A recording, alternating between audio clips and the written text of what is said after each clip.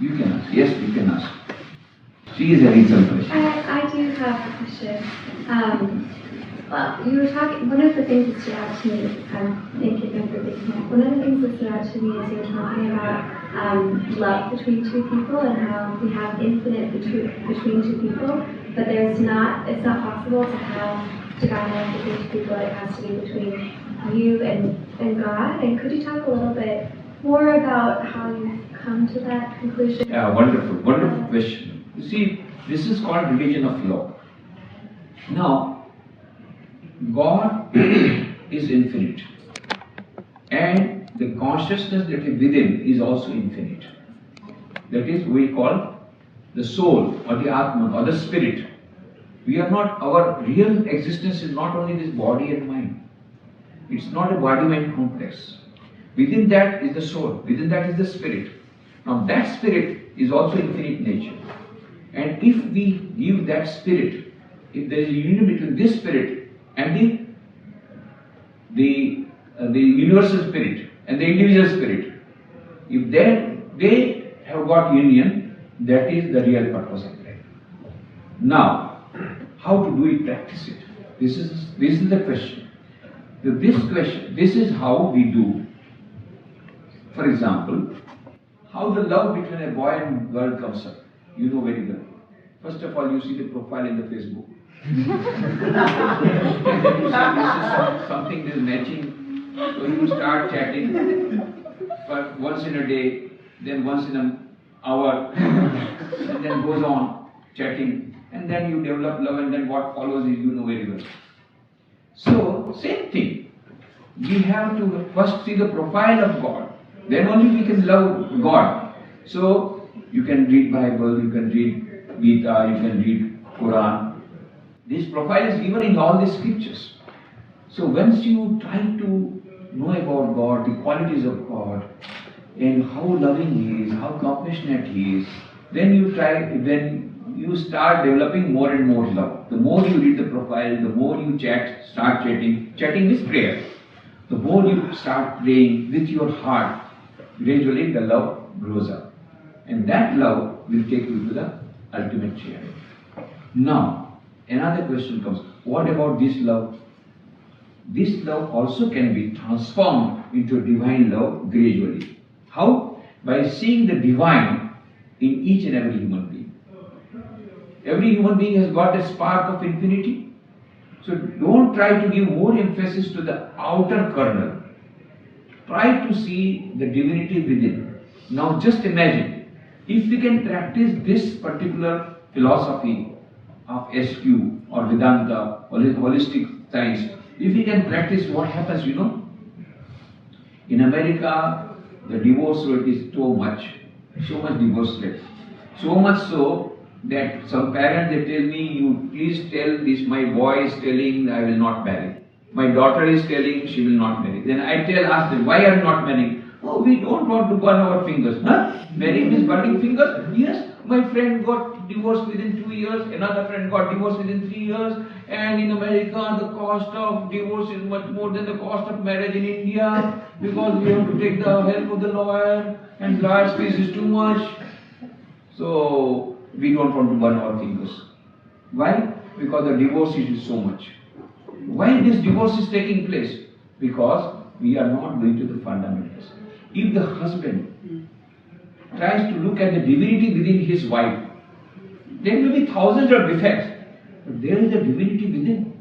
Try to see that divinity. There is a spark of divinity within, beyond this body and mind complex.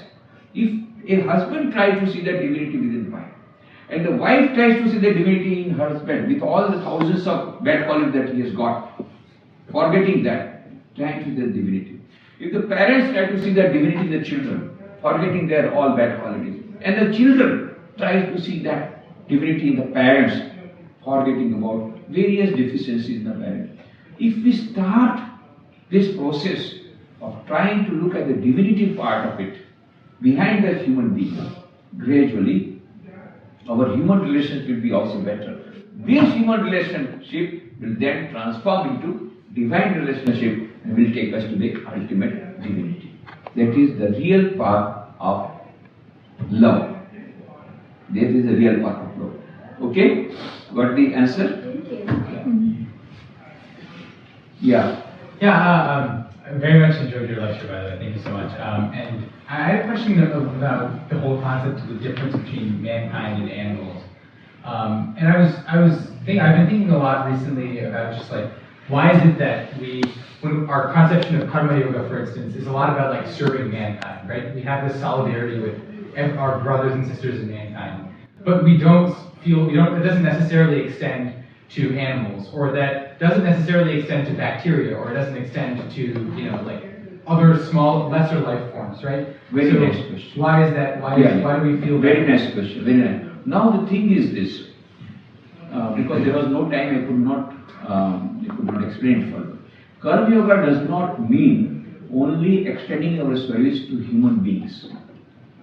Whole of gamut of the universe is included in that. Animals, birds, there are, as I told you, 12.5 million species are there. Not only the species, not only the living beings. The modern science has proved even the plants have got the life in that. There is life in the plants also. So to take care of the plants is also a service. And that service, if you don't do, we are going to die because of the bad environment. So climate change, the environmental protection, everything is a part of this karma yoga. It's not only extending service to humanity. But of course, what Swami Vivekananda says is that we start with the human beings, but that we do not stop with that. Now supposing an animal is suffering, supposing out of food that animal is suffering, and there's a human being that is suffering. So we should try to serve both, but start with the human being and then also serve the animal. That is, so don't misunderstand me. Our service extends everywhere, and it is not only to the animals or the birds or the 12.5 million species, but also to the plants. Okay? Is it okay? Yeah. Got it? Yeah. Okay. Any other question? Yes, please. I really enjoyed listening to you, and thank you so much for talking today. My question is that in a lot of these scriptures that we read, be it Mahabharata or any of these other ones, a lot of the stories deal with how the service that you're talking about is the best kind of dharma, that we should serve and help alleviate the suffering of other humans. But then I find that in those same scriptures, sometimes they'll say that all this suffering is Maya, and that really we should be renouncing the world and looking for moksha. And sometimes I'm very confused as to how these concepts coexist, because how are we supposed to live a life serving people and alleviating the suffering, while at the same time realizing that all of this suffering is like an illusion and that we're supposed to escape from? Yeah, very good question. The thing is this, that renunciation, when it is told, is not renouncing your attitude of service to humanity. In fact, Swami Vivekananda made it very clear that if you are really renouncing, if you are becoming a monk, your first duty is to serve society, because it is the society who is giving you food. Without food you cannot exist. When the society is giving you something, you must give them back. So that is why when he started Ramakrishna Order, he made it mandatory on every human or every monk. We are monks. Every monk will have to do 3 yogas morning and 3 yogas in the evening. Whole day we must also do service to humanity. There are many hospitals. We have 14 indoor hospitals, 90 outdoor hospitals, 6,000 education institutions where 600,000 students are studying, and there are many tribal and rural development projects. So much of service activities. Why? Because that is service to humanity or service to even the society, including the animals and birds, that is the best type of spiritual practice that will lead you to the ultimate reality. Atmano mokshartam, of course, is the goal. But then he said, you do not know what you are doing. You are not doing service to society. No, you are serving the Lord coming in the form of human being. So he said, so far you get the mantras. Matru Devo Bhava, you must have heard the mantra. Pitru Devo Bhava, Acharya Devo Bhava, Atithi Devo Bhava. He said, I am giving you some additional mantras which are very important for the modern age. What is that? Daridra Devo Bhava. Rogi Devo Bhava. Worship the God who is coming in the form of a sick person to you. But worship the God who is present, who is coming in the form of a poor person to you. But you know, the service differs. If it's Sri Krishna, then you have to give butter. If it's Shiva, only water is enough. But Sri Krishna, you have to give butter. Similarly, if a sick person comes, you should not give food, you should give medicine. But when a poor person comes, you should not give medicine, you should give food.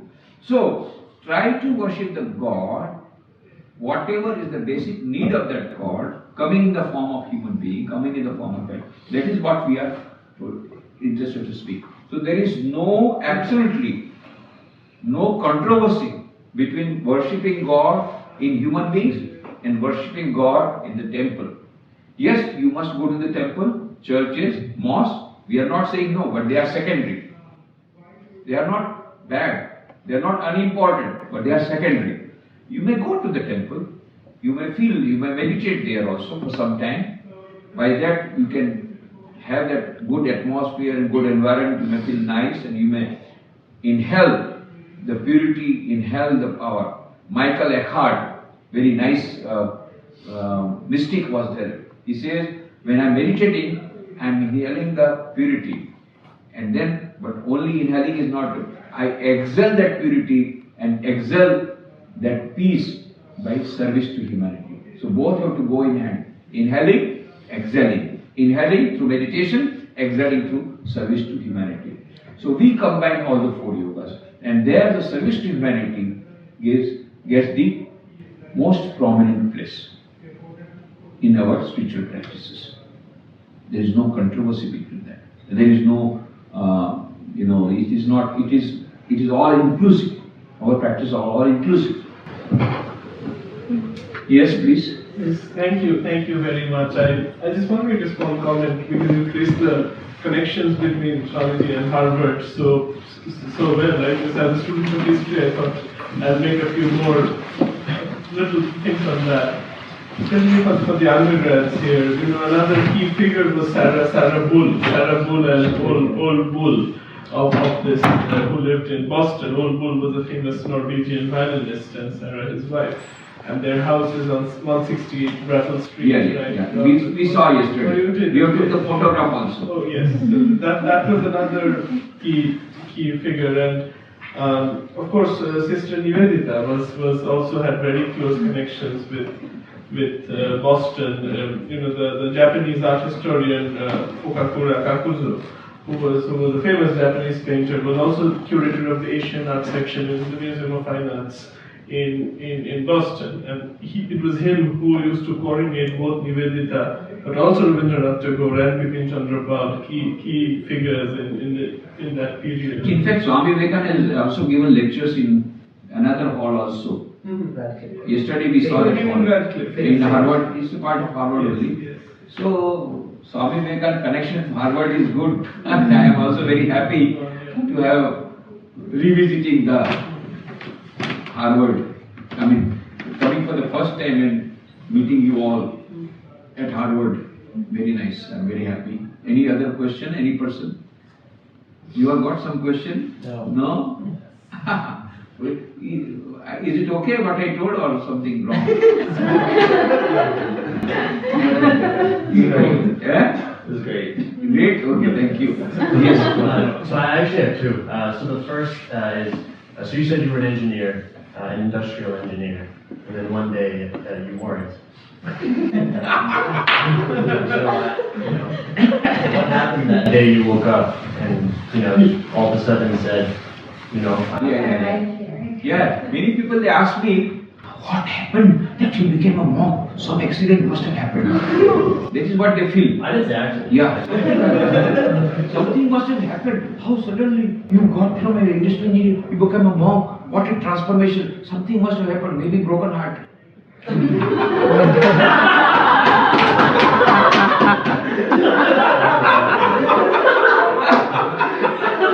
Yes, sometimes the people have become like that. But that is not true of Ramakrishna Mission monks. Because here we are Here there is a rule that you must come before 25 years before breaking any heart or anything, and you must be minimum a graduate and a medical fitness also, and also of course your aim should be to serve humanity while manifesting your divinity within. Now, if at all you want to know what accident happened, I will tell you what accident happened. It did not happen suddenly, but I will tell you. It started with an accident. What happened?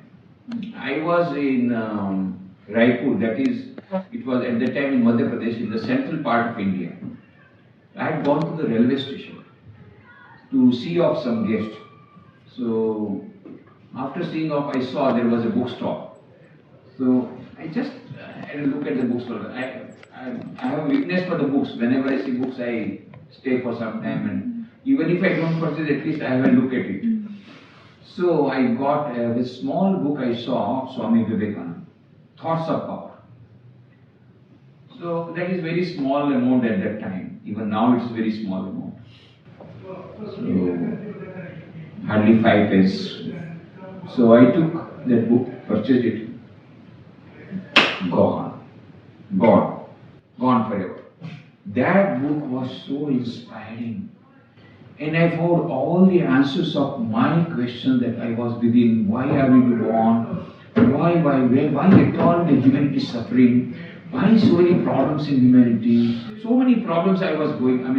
I was not suffering. I was in a very good family. I did not have personal problem. I was seeing that so much suffering outside, and that made me disturbed. What is all about?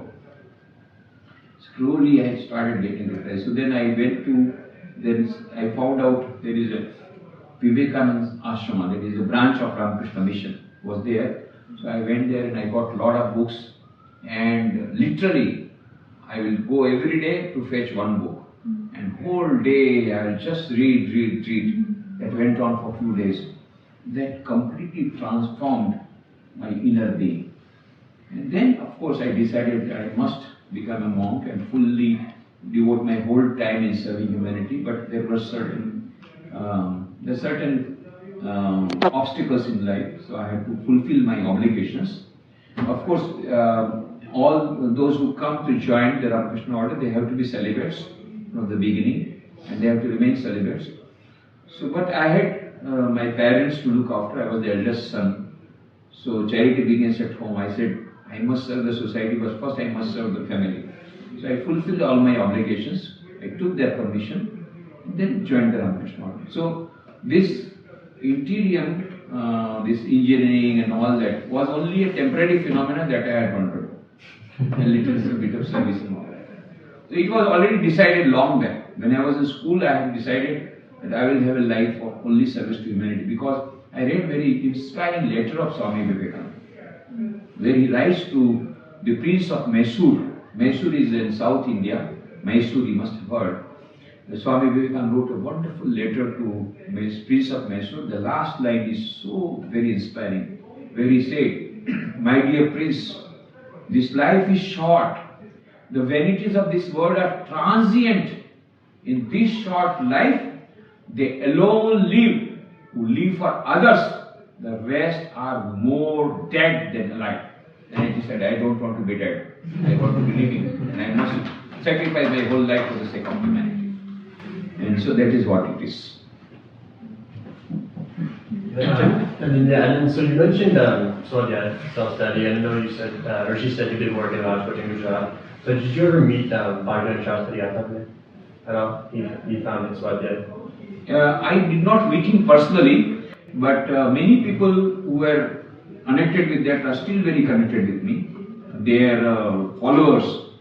And actually, he every time in his lecture, at least once he will take the name of Swami Vivekananda. He used to take that. He was very much affected by that personality. And he was propagating Bhagavad Gita. So Swami Vivekananda also said the whole, all the Vedas, the whole gist of the Vedas in Upanishads, and the gist of the Upanishads in Bhagavad Gita. And that is the Bhagavad Gita, that is what he used to preach, actually. So, the philosophy that he used to preach is very close to what Ramakrishna Mission preaches. preaches. That is, all the 4 yogas are mentioned in Bhagavad Gita also. You will find that all the 4 yogas that I was talking about. You will get, of course, there are 18 chapters, but some of the yogas, the name of himself, their names also on the basis of this Karma Yoga. Tritiya, third chapter is Karma Yoga. Like that. Second chapter is Sankhya Yoga, is nothing but Jnana Yoga. Like that it is there. So the message of Bhagavad Gita was very nicely preached by Atwalaji, and their followers are in good touch with us in India, and they are doing good work also to humanity. Yes, very good.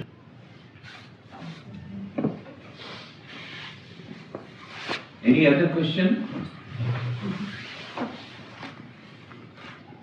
Your question was very good. It requires very long answer, but I have given briefly.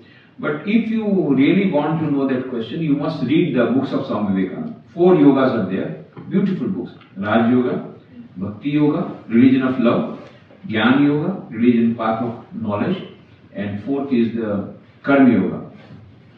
And particularly the religion of love, that will give answer, all the answers how to love God, so that infinite love can develop gradually within our, everything will be there.